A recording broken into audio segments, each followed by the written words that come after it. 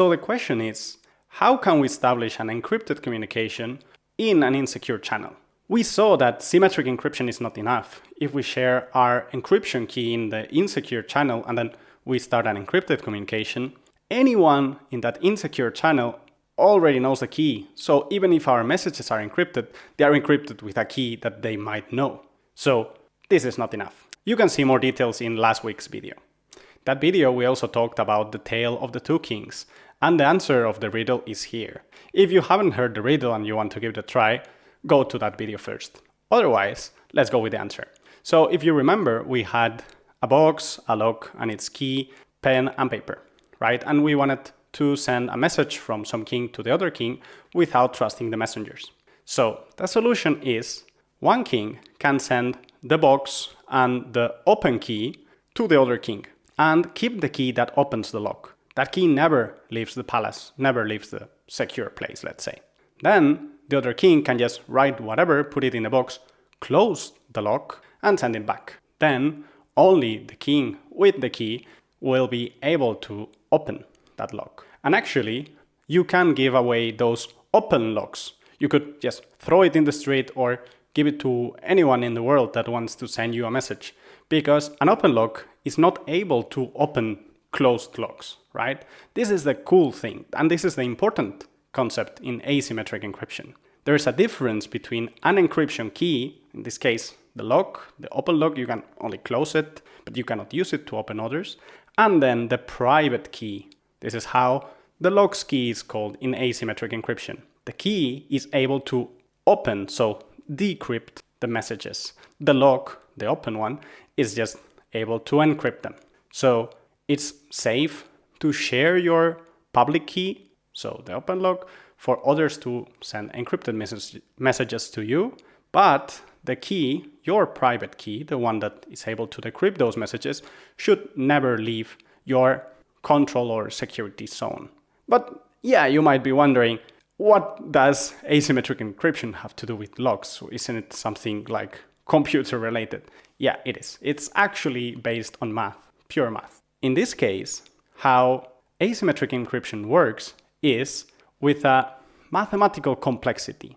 So the product of two operands, of two numbers, is an operation that takes proportionally longer to compute to the operand size. So if the operands are twice as big, the operation will take twice as long. And well, this is in general not too bad. You can scale this kind of you can scale algorithms of this complexity. But finding the prime factors of a number is an operation that takes way longer as the size of that number grows. Way more than linear.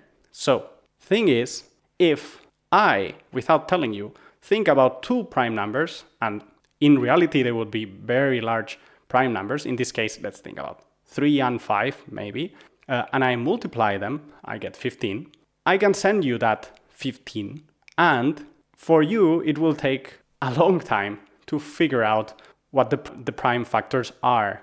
In this case, you would have to start from the bottom and you would have to think like, is 15 divisible by 2? And then you say, no, okay, is it divisible by 3? Yeah, okay, you found it. But if the number was large enough, it would take a long time. And what is a long time? Well, one of the implementations of asymmetric encryption is RSA. It's probably the most famous one. RSA, you can create a key of 2048 bits. Decrypting messages encrypted with that key, without having the private key of course, would take thousands of years with all of the computing power of the world at the same time. So yeah, you are pretty safe. And if that's not enough, you can always increase the key size. This is very nice because you can easily generate a private public key pair in your computer in a matter of seconds, and then you can encrypt messages that would take thousands of years to decrypt without the key. And you can share your public key with anyone, anywhere in the world, without fearing that someone can use that key to decrypt the messages, because you are just sharing the public one. Then people could just send you encrypted messages directly. Doesn't matter if you share your key in an insecure channel.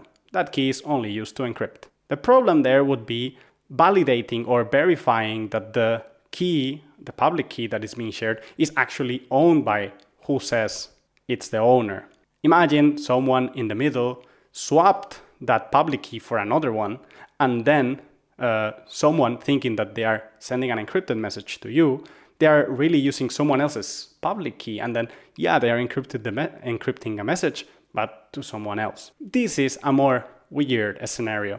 In general, if you are confident in the source or origin of the public key, or you have another way of verifying it, then you can easily use it to encrypt. This is done with certificate authorities for famous websites. So when you connect to Google for the first time, Google will send you their public key, and it's okay if you are in a public network or in any secure channel, because you can verify that that key is signed by a certificate authority that you trust. These certificate authorities usually come with the operating system in your computer, and they are the ones that give SSL, or at least sign other companies' SSL certificate. SSL is another implementation of asymmetric and symmetric encryption. By the way, they use both for web browsing.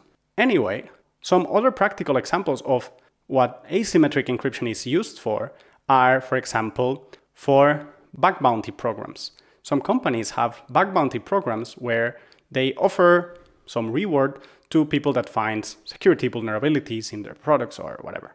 Always in a bug bounty program, you will see the public key of the security team, because they don't want you to send the vulnerability unencrypted as plain text, because someone evil could intercept that and actually exploit that vulnerability. What they want with the bug bounty program is to get those vulnerabilities before they are exploited.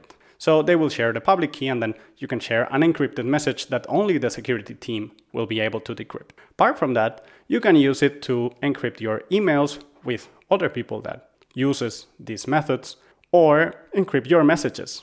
And additionally, now you have the opportunity to give it a try.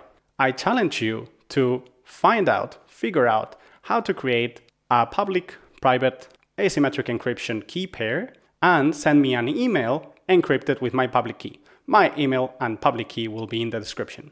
You just need to build your key and write an encrypted email after you import mine, and then I will reply to you with an encrypted email to the same address using your public key that you should attach in the first message.